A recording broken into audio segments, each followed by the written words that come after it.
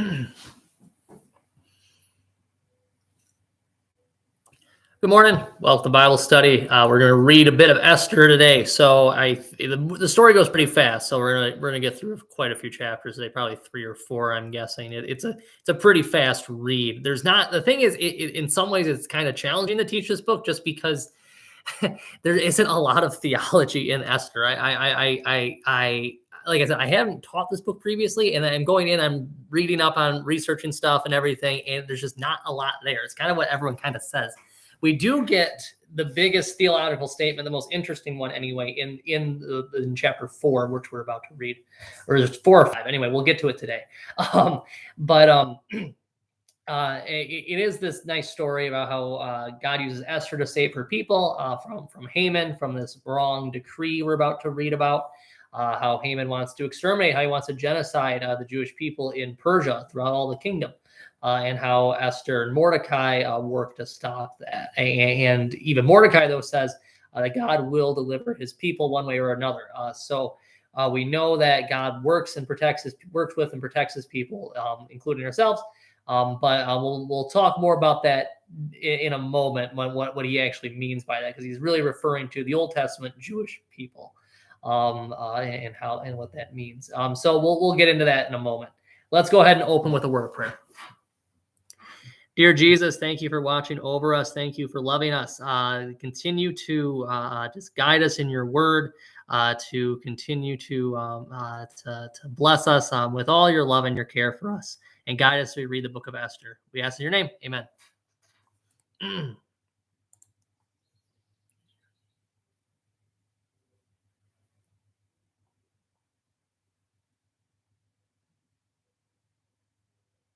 So anyway, Esther chapter 3. Sorry, I was just trying to find it.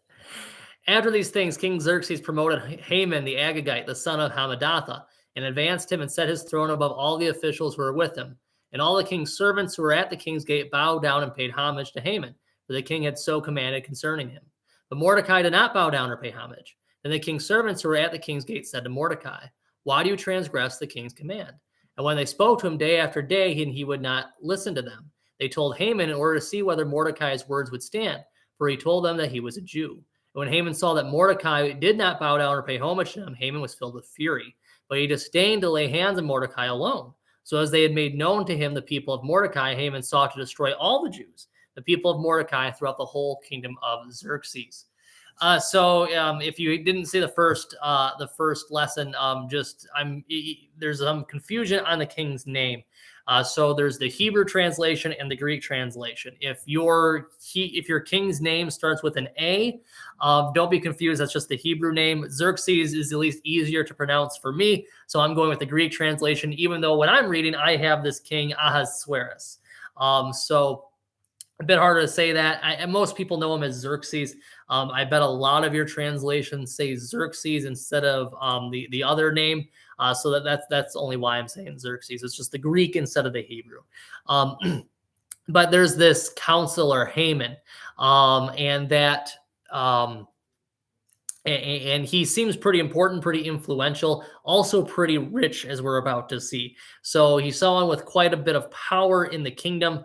One thing about feudal society is that you have your king and his court, but you also have the nobles, and they each control like an area of land. And so you got to please these nobles sometimes as a king in order to make them happy, and so you remain happy, and so they don't conspire against you to kill you. And so it's all about making everyone that's powerful happy, those who are rich or successful in some way. So of course, the King Xerxes, he gets to know Haman pretty well. And that, especially since the previous chapter, they had to hang those 2 co-conspirators that Mordecai noticed and pointed out. So Haman just becomes even more powerful, because that oftentimes happens too, where these other 2 nobles, well, they made the king mad. They actually committed treason. So now they are gone. Well, now there's a bit of a power vacuum. Haman can come in and assert more control and authority. So Haman is where does it say this happens? So Haman would speak to the king's, to the king day after day. And that one day all the king's servants were at the king's gate. They bowed down and paid homage to Haman.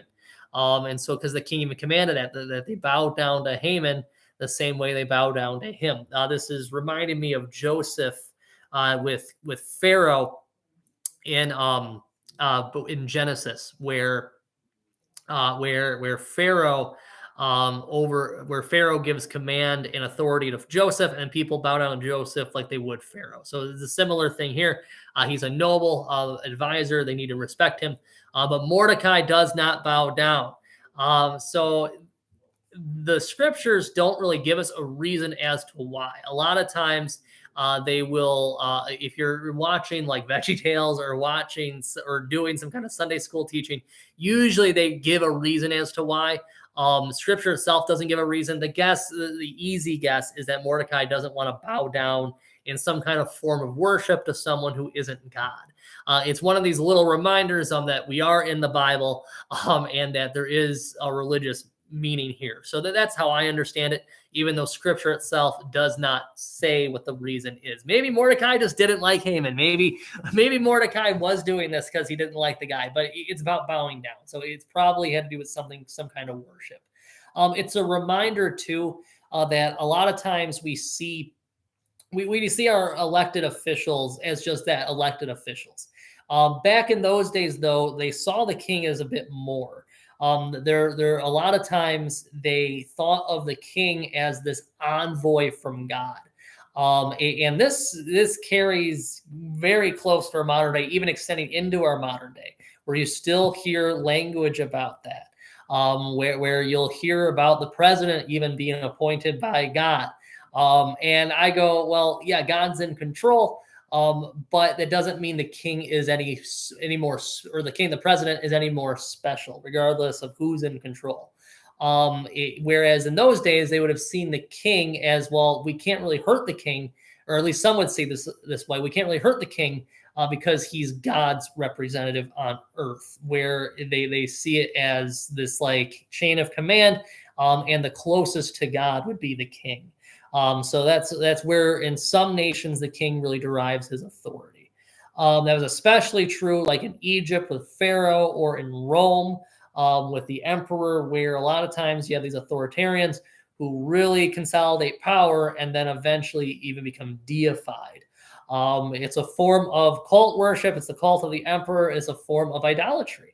And in the book of Revelation, for instance, when you're reading through some of those symbols in Revelation, it's tricky, but it seems like one of the big warnings out of the book of Revelation is to stay away from this cult worship of the emperor, to not mix religion and politics, not mix church and state, as we say today. But in those days in Persia and Esther, they certainly would have been mixing it. I don't know how much he would have been considered divine, but there would have been some of that. And so seeing that even the king is having Haman be bowed down to, it's clear that there is some divine authority going on here, or perceived divine authority, I should say, where they're commanding this because of the fact that the king is seen as divine.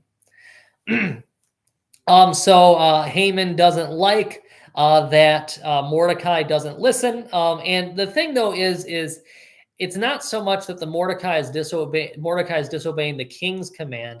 It's more that Mordecai is just not respecting Haman. And he takes it personally, and it takes it so personally. He doesn't just want to execute Mordecai. He wants to actually destroy the Jewish people. He wants to commit genocide. This is quite severe, quite serious, obviously. And to go from being mad at someone to wanting to wipe out not just him, but his whole people is quite extreme. My thought when I read this is, was this something that happened a lot of times, where some advisor, some king, some tyrant would not like some personal slight that someone did, and instead of just taking out against him, they would take it out against everyone. That's something that in like the Mosaic law and the law of Moses, we talk about an eye for an eye, a tooth for a tooth. What that's actually like referencing and kind of speaking out against is the Code of Hammurabi. Because while we talk about like the Code of Hammurabi as one of these very early legal codes, there are some problems with it where if you are of higher status, if someone of lower status harms someone of higher status, that person will be punished more severely than if the two were equal. And so when you say an eye for an eye, a tooth for a tooth, you're actually saying no, regardless of status, equal punishment will be doled out per the crime. So you see how the ancient world can be very cruel, where you weren't even involved in the crime. You weren't even there or guilty of it, and yet you might be executed or punished or killed in some way because of what someone else did. So you see why that's quite cruel and quite punishing, and how the king will just go along with this plan of Haman in a moment. But it's a reminder that part of the law of Moses was the fairness, that everyone was responsible for their own actions and that the punishment fit the crime.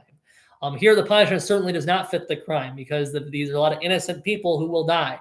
Even if Mordecai was completely in the wrong, of course, overreacting like this, like Haman is doing, is completely wrong.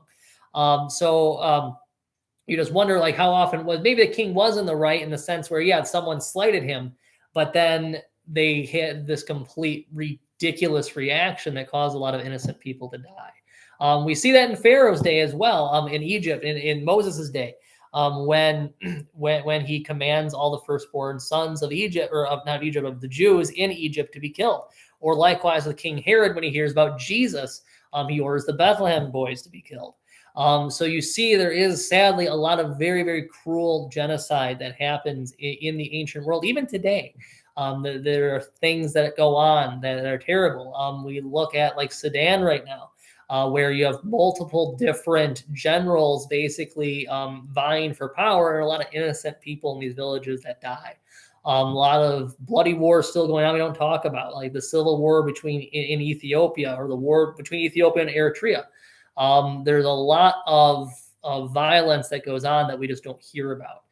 It's a reminder that we need to continue to pray for peace in this world, and that people treat one another with love and respect. And to get along, not to continue to wage war like this, or to just persecute a whole people in this way.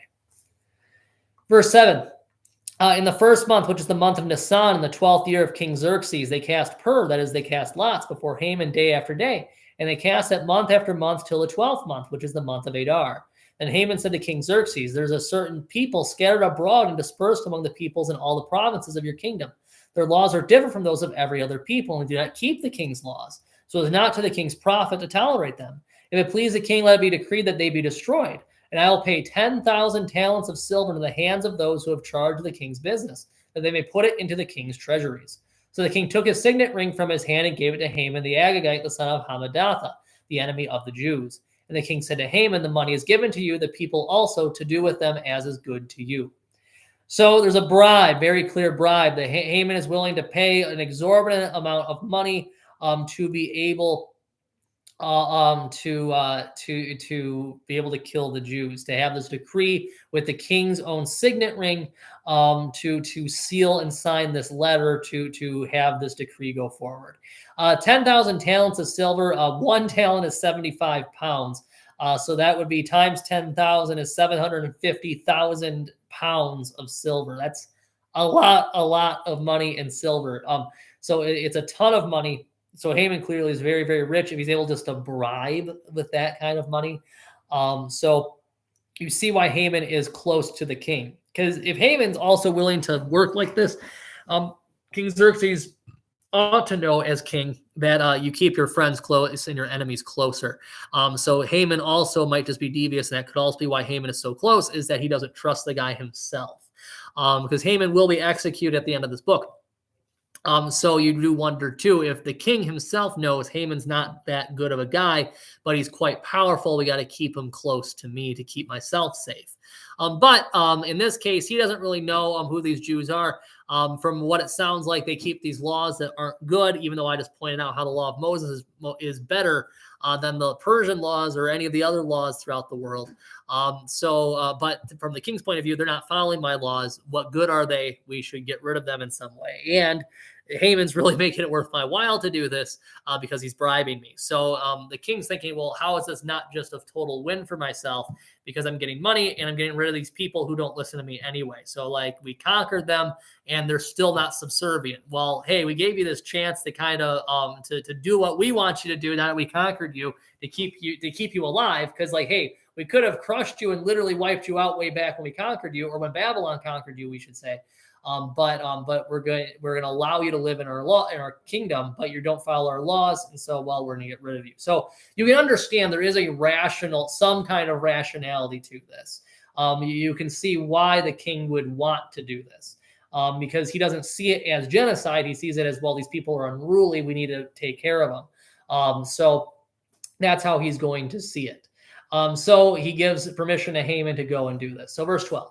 Then the king's scribes were summoned on the 13th day of the first month, and an edict, according to all that Haman commanded, was written to the king's satraps and to the governors over all the provinces and to the officials of all the people, to every province in its own script and every people in its own language. It was written in the name of King Xerxes and sealed with the king's signet ring. Letters were sent by couriers to all the king's provinces with instruction to destroy, to kill, and to annihilate all Jews, young and old, women and children, in one day, the 13th day of the 12th month, which is the month of Adar, and to plunder their goods. A copy of the document was to be issued as a decree in every province by proclamation to all the peoples to be ready for that day. The couriers went out hurriedly by order of the king, and the decree was issued in Susa, the citadel. And the king and Haman sat down to drink, but the city of Susa was thrown into confusion. So this terrible plan is set out where they're saying, hey, we want you, if you're not a Jew, to annihilate your Jewish neighbors. So if you know someone that's Jewish near you, it is your job to kill them. It sounds a bit ridiculous, and that's why the city of Susa is thrown into confusion, because, well, everyone's probably asking too, like there's people who, like the Jews were supposed to not intermarry, but we know they did. So especially people in that kind of circumstance, like, what do we do? But even if that never happened, I'm sure it did, but even if that never happened, you're still saying like, well, maybe I like my neighbors. Maybe they're really nice to me. I don't want to kill them. It's why they may have put that extra line in there about plundering their goods, where they're also trying to bribe the people, similar to how Haman bribed the king. They're trying to bribe the people, say, hey, look, maybe they got some nice stuff in their house. You can kill them and take their stuff. Still awful, obviously, but you wonder if some people did really think that way. It's also difficult, too, because it's total extermination, young and old, man and woman and child, everyone. So like there's no mercy here. And it's just Haman he comes across as this completely spiteful and wrathful person, this tyrant, who bribes the king, and is potentially going to do a lot of damage to a lot of people. So chapter 4 now. When Mordecai learned all that had been done, Mordecai tore his clothes and put on sackcloth and ashes, and went out into the midst of the city, and he cried out with a loud and bitter cry. He went up to the entrance of the king's gate, for no one was allowed to enter the king's gate clothed in sackcloth. In every province, wherever the king's command and his decree reached, there was great mourning among the Jews, of fasting and weeping and lamenting, and many of them lay in sackcloth and ashes. So they begin the mourning because they think they're already dead. They think that they have no hope, because they really can't go anywhere. Because remember, this was Persia. We had last week, where the kingdom is spread from India all the way to Ethiopia. So there really isn't anywhere for them to go. They're already spread out and like powerless as it is, because like in order to have power, you need to be consolidated, have your people together in the form of an army. They're not like that. There's a good chunk of them in Jerusalem by now, but they're still spread out in a lot of places. And you get the idea that they're sad, obviously, that they're going to mourn, and that there really isn't anything for them to do, that there's nothing for them to do. So now they simply have to wait for this decree to go through. So terrible, terrible time for the Jewish people. And Mordecai, he does the typical mourning thing where he puts on sackcloth and ashes. You have to be decadent to enter the king's gate, like the king said. You can drink whatever you want to drink. So you get the idea there's a lot of decadence, and so much so that if you're mourning or in sackcloth and ashes, you can't even enter the king's gate. Now he is a gate guard by what it sounds like. So he's still just doing his job, but just dressed in sackcloth and ashes. You can kind of see it as a form of protest as well. But they're just very sad at what is about to happen. So Mordecai wants to have a plan with Esther to be able to stop this. When Esther's young women, her eunuchs, came and told her, the queen was deeply distressed. She sent garments to clothe Mordecai so that he might take off his sackcloth, but he would not accept them. And Esther called for Hathach, one of the king's eunuchs who had been appointed to attend her, and ordered him to go to Mordecai to learn what this was and why it was. Hathach went out to Mordecai in the open square of the city in front of the king's gate. And Mordecai told him all that had happened to him, the exact sum of money that Haman had promised to pay into the king's treasuries for the destruction of the Jews.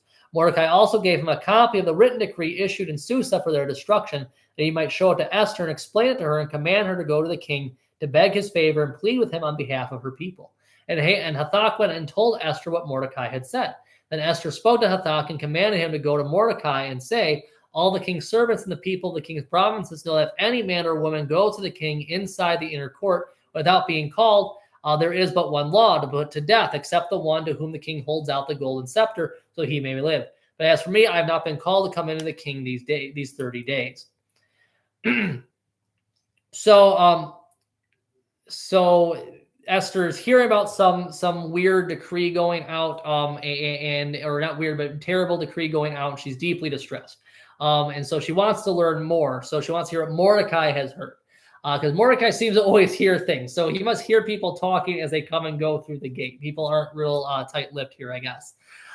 So she sends one of her servants out, one of her eunuchs out, to go and talk to Mordecai. So Mordecai explains. He explains the bribe.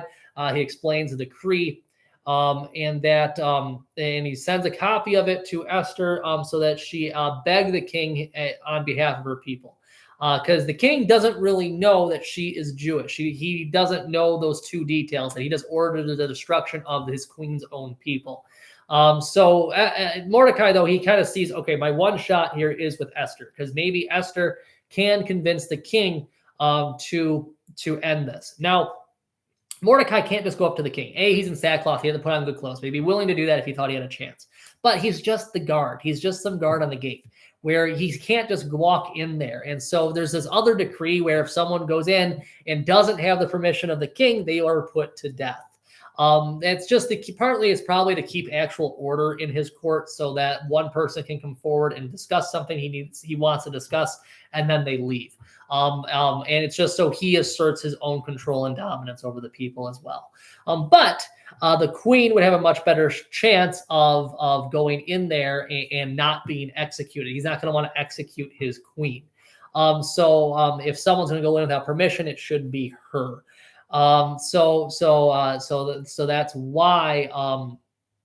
So that's why he asks her. She has the better chance, and it just makes sense. She's the queen, so maybe she can convince him. So verse 12, and they told Mordecai what Esther had said. Then Mordecai told them to reply to Esther. Did she say something? Let's see. So she's uncertain. So then Esther spoke to Hathach. Okay, yeah. So she's concerned. Sorry, yeah, I misread that. So yeah, so Esther's concerned that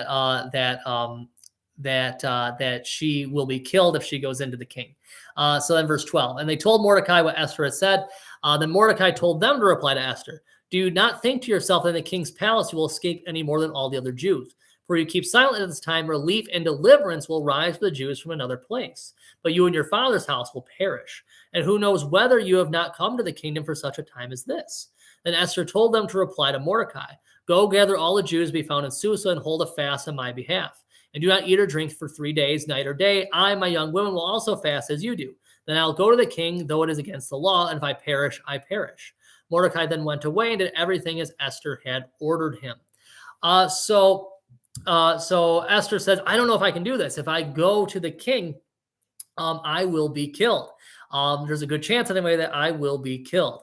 We'll see in a moment that it really isn't that big a deal, she kind of misunderstands her place and how much sway and authority and power she actually has. So she's about to learn that for herself, but she's scared right now. So Mordecai says, well, you got to try. You're going to die either way. Furthermore, even if she survives, the point is that if she chooses to remain silent, she's basically rejecting her own people. And Mordecai trusts that God will deliver them, that God will not allow all of his people to be wiped out, that his people are his special chosen people that he has promised to remain with, and the Savior will come from them. One second.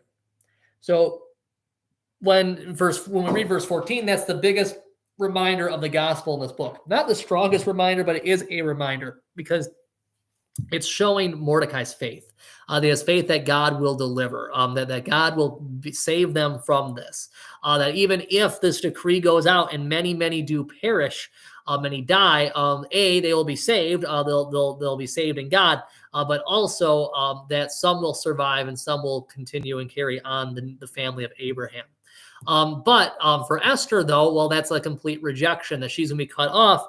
And presumably, he's warning her, hey, you're going to perish, that like you will not be part of this family of Abraham, this family of faith, that now like faith without works is dead. Well, Esther, you are being called to action. And he basically points out that how do you know, Esther, you're not the one that's going to fix this, that God always will deliver them. And that how does Esther know that she isn't the one that is going to deliver the people? So that's his point. And it's a reminder that God does have this promise to God's people, to the Jews, that he will watch over them and protect them, and that one day the Jewish Messiah will come, that Jesus will come to rescue everyone, not just his own people, but all the Gentiles as well. So you and me. And so when we read this too, we know that while we are delivered because of this fulfillment of all these promises, that finally Jesus arrives and rescues all mankind. So if Esther does allow the people to die, then even when Jesus came, if Esther allowed all these people to die, then is she really acting in faith? Does she really trust God, or is she just there for her own amusement, her own pleasure in this life? And then when she dies, well, if she doesn't really trust in God, then that will be it for her. So you can see how this all kind of fits together. How we can bring in James, faith without works is dead. That like in moments like this, like we're called to faith. Now, I don't want to scare you that if somehow you feel you failed. Now, I don't know if any of you have been a queen or a king given authority to stop a genocide, but the point is that because we trust in God, that should call us to action, that should call us to help one another. It's not just for us that once we get our own security to really just once we get our own security to just sit on our stuff and accumulate things and not give back. The point is that God has blessed us so that we can continue to give. It's kind of like how me and other young people, we laugh at the older generation when we constantly hear people don't want to work anymore. It's like, well, minimum wage hasn't gone up in 40 years or so. And it seems like wages remain the same and all the prices on everything go up. And it's like, well, what's the point anymore? It's not that people aren't working. It's that no one wants to pay. The real way of understanding that is that the corporations and everyone don't want to pay a living, thriving wage. So it kind of is like that, where like, it seems like the older generations all accumulated all these things and they aren't giving it back to the next generation. Like there's a big feeling amongst people my age that the old don't really want the young to thrive or live. They don't want to give us a chance. It's kind of something similar here where, hey, we got to keep going. We got to protect the next few generations. What's the point of Esther, of me helping you become queen, if you're not going to turn around and help our people? And that's kind of the point, is that when God blesses you with something, that you go and you use it for the good of other people. And it's kind of reflected in today's society even, where it's clear that there's a lot of people, especially older ones, that really do not care or love the younger people. And it's just sad to see that they claim to have faith, but they have no works and they are dead. And so that's something to take out of this. This is probably the most important paragraph in this book, just because of what this means. And you can see this as an example of faith without works being dead, where it's like, what kind of faith do you have, Esther, if you're not willing to protect your own people? Or even personally with Mordecai, like, well, why did I help you if you're not going to help me now? Or your own people for that matter. So Esther then understands that now that Mordecai had to talk a little sharply with her. And she's willing to say, okay, well, if I die, I die. but it will be doing the right thing, and so that she's willing to die for her people. So very brave, and this is a great example of how like we are to behave, how we're to give our very lives for the sake of others, and how the things are supposed to go. So anyway, let's go on to chapter 5. On the third day, Esther put on her royal robes and stood in the inner court of the king's palace in front of the king's quarters, while the king was sitting on his royal throne inside the throne room opposite the entrance to the palace. And when the king saw Queen Esther standing in the court, she won favor in his sight, and he held out to Esther the golden scepter that was in his hand. Then Esther approached and touched the tip of the scepter. And the king said to her, "What is it, Queen Esther? What is your request? It shall be given to you, even to half of my kingdom." And Esther said, "If it please the king, let the king and Haman come today to a feast that I could prepare for the king." Then the king said, "Bring Haman quickly, so that we may do as Esther has asked." So the king and Haman came to the feast that Esther had prepared. And as they were drinking wine after the feast, the king said to Esther, "What is your wish? It shall be granted to you. What is your request? Even to half my kingdom it shall be fulfilled." Then Esther answered, "My wish and my request is, if I have found favor in the sight of the king, and if it please the king to grant my wish and fulfill my request, will the king and Haman come to the feast, and I'll prepare for them, and tomorrow I will do as the king has said." So she puts on her royal robes, and so she makes herself decadent because she's trying to please the king. And so she enters the king's palace in his court, and she's worried about the king harming her or killing her. And then the king sees her, and she wins favor in his sight, and she holds out the scepter. So she wasn't invited, but he allows her to be there anyway. Thinking about this, I do wonder if Esther's fear was misplaced. Because remember, this book opens with the king asking for the former queen to come, and she ignores him. And you just wonder if the king just simply wanted his queen present a bit more, where he's just happy. Oh, the queen's here actually, like she's here, like she's supporting me, she's present here. And so you wonder if that's kind of all he wanted. She never was attending, and so you wonder if like that decree went out. And these queens all thought, "Hey, the king doesn't want us around," where the king really does. And so there's some weird miscommunication. I don't know. There's kind of me just reading between the lines. You just wonder if that was what it was. But even if the king was a tyrant, didn't want the queen present, he sees her, has mercy on her, and then allows her to speak. So he asks for them to come to a feast. So both the king and Haman. Because she's going to try to find a way to convince the king that Haman is the one at fault, and that make it so that that Haman will end up facing punishment for what he has done. As they're drinking after the feast, she's kind of still making her plans. She then promises another feast. Because she needs more time to work. I don't think she's expecting to make it this far. And I think she's actually realizing how much power she has, where the king's happy to have this young, beautiful wife, where he's kind of willing just to go along with whatever she's willing to do. So I think she's kind of learning what her power is. And so she's learning just what kind of sway and control she has, and willing, like, hey, and hearing that, hey, the king's willing to give me half of his kingdom. Then he must be willing to really help and work with me. So there's a real chance that things will go well for them. So the next couple verses, verse 9. And Haman went out that day joyful and glad of heart. When Haman saw Mordecai in the king's gate, that he neither rose nor trembled before him, he was filled with wrath against Mordecai. Nevertheless, Haman restrained himself and went home, and he sent and brought his friends and his wife Zeresh. And Haman recounted to them the splendor of his riches, the number of his sons, all the promotions with which the king had honored him, and now how he had advanced him above the officials and servants of the king. Then Haman said, even Queen Esther, let no one but me come with the king to the feast she prepared. And tomorrow also I'm invited by her together with the king. Yet all this is worth nothing to me, as long as I see Mordecai the Jew sitting at the king's gate. And his wife Zeresh and all his friends said to him, let a gallows 50 cubits high be made, and in the morning tell the king to have Mordecai hanged upon it. Then go joyfully with the king to the feast. This idea pleased Haman, and he had the gallows made.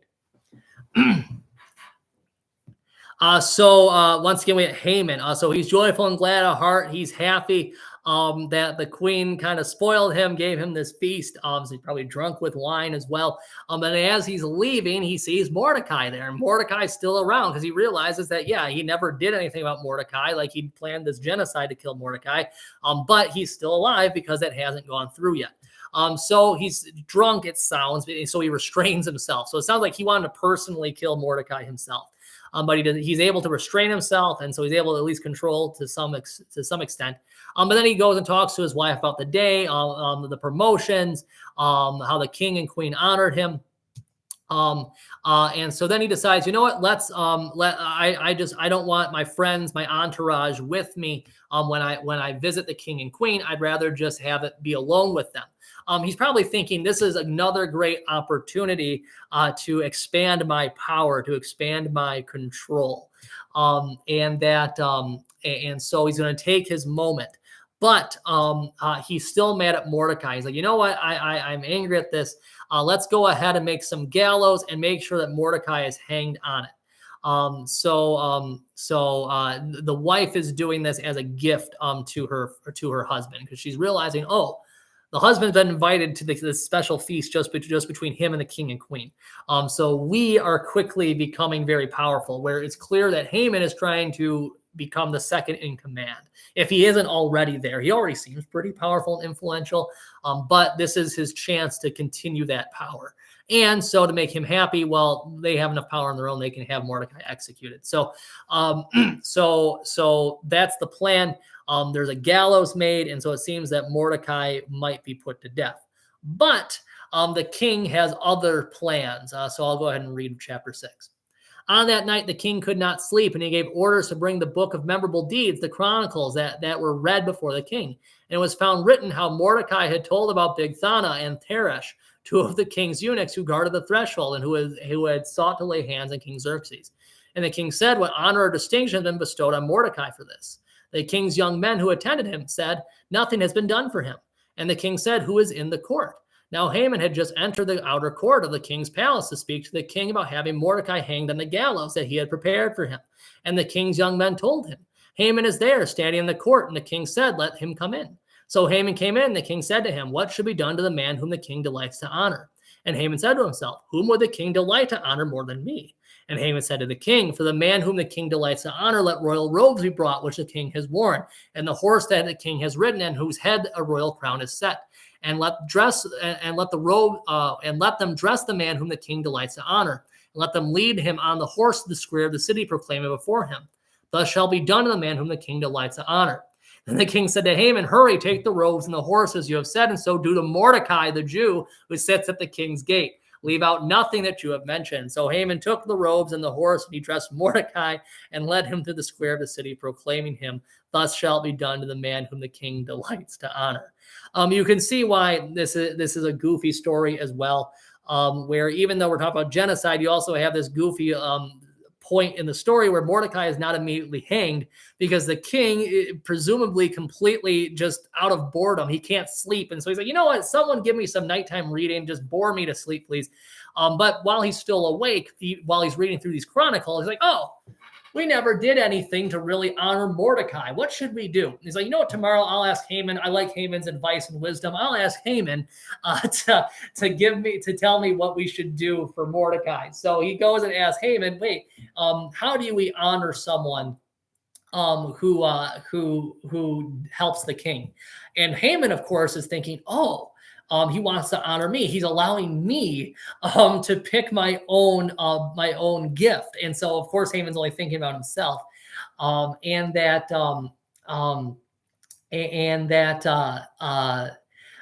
get the idea that Haman's very self-serving. And then the king turns around and says, you got to do all this for Mordecai, the guy you hate. And so the king doesn't know that Haman hates Mordecai, but there's a ton of irony here.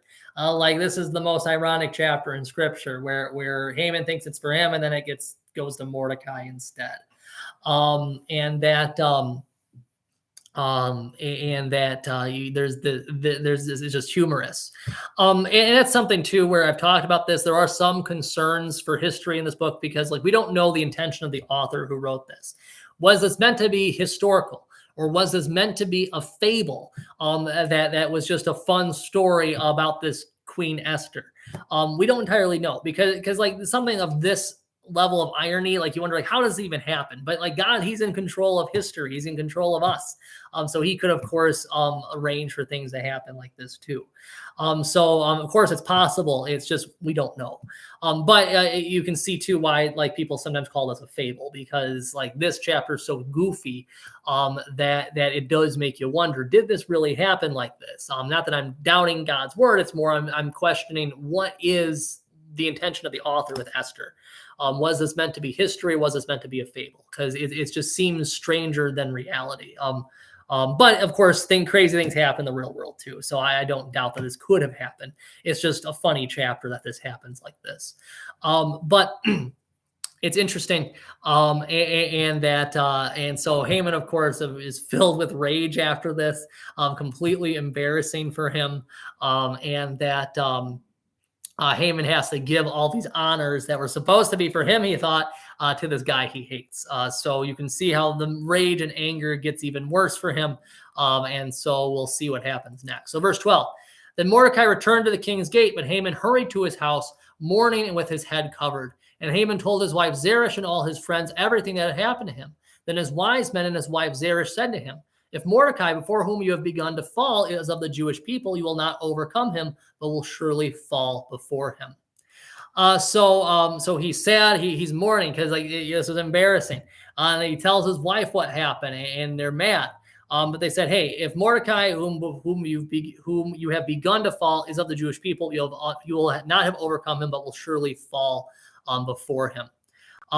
So what this means is, so if Mordecai, I read this, you will not overcome him, but will surely fall before him.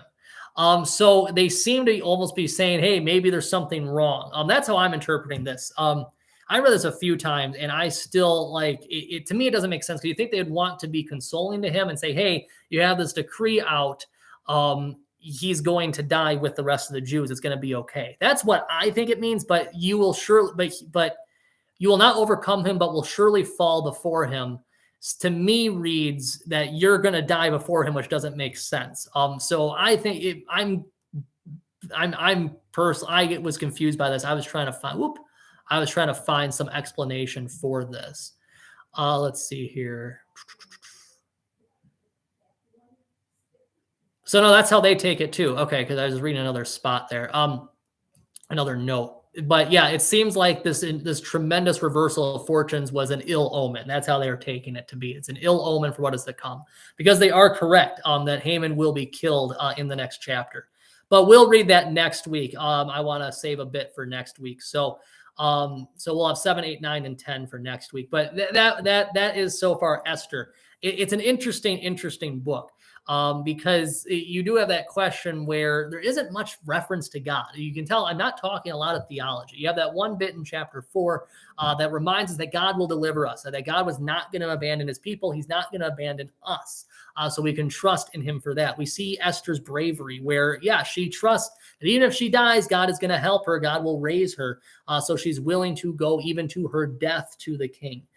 So you see the bravery she has, the faith she has on display. But also we have some questions where, like, especially that last chapter 6, it's so ironic. It sounds like a fable to our ears. Of course, I don't doubt that it could be real. It's just my question is, well, who wrote Esther? Because we don't know who wrote Esther, and for what purpose. So is this meant to be a fable, reminding the people that, hey, no matter what happens to us, no matter where we're spread out, God will protect us. Even if the worst happens, God will deliver us. So it could just be a friendly reminder like that, or it could be history. It's just, we don't entirely know. Like I said previously, there is no Queen Vashti or Queen Esther recorded in what we have from Persia. It doesn't mean they weren't real. It just means that they weren't in what we have. That's an important thing to talk about too. You'll hear skeptics really saying, oh, like the Bible's not history. There's nothing proving it. It just means that some of this stuff is so old. We don't have anything outside of the Bible to go to. That's not a scary thing. We trust that the Bible is historical, is accurate. It's just that this stuff is so ancient. We don't entirely, we just don't, all the other evidence is long gone. That's all it means. And so of course a skeptic is open to doubt because of that. But then we also say, well, there's nothing disproving this either. And that's the point too, is that there's just a lack of information. And that's kind of where I'm going with Esther. It's probably why it's not commonly taught. It's just there's a lack. There's a dearth of information on this where it's just, and there's not a lot of theology, so Esther just kind of gets ignored. That's why between the history and the theology, neither are really working in Esther's favor. So in the book's favor, I mean. So that's why it kind of gets ignored sometimes. But this was still very fruitful to read because we get that reminder that God loves us. He loves his people.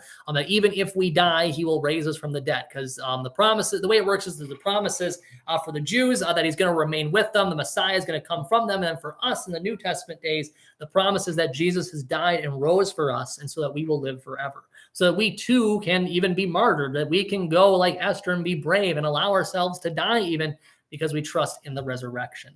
So that's the theology that comes out of Esther. It's not real bold and upfront in your face, but it is there behind the scenes. Kind of like Esther working behind the scenes to accomplish all this stuff for her people. Let's go and close with a word of prayer.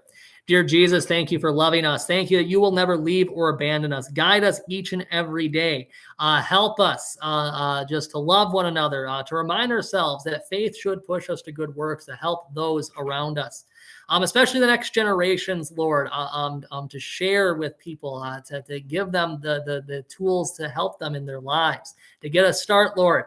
So just help all the young people, Lord, and help us all. We ask in your name. Amen. Thank you, everyone, and I look forward to next week.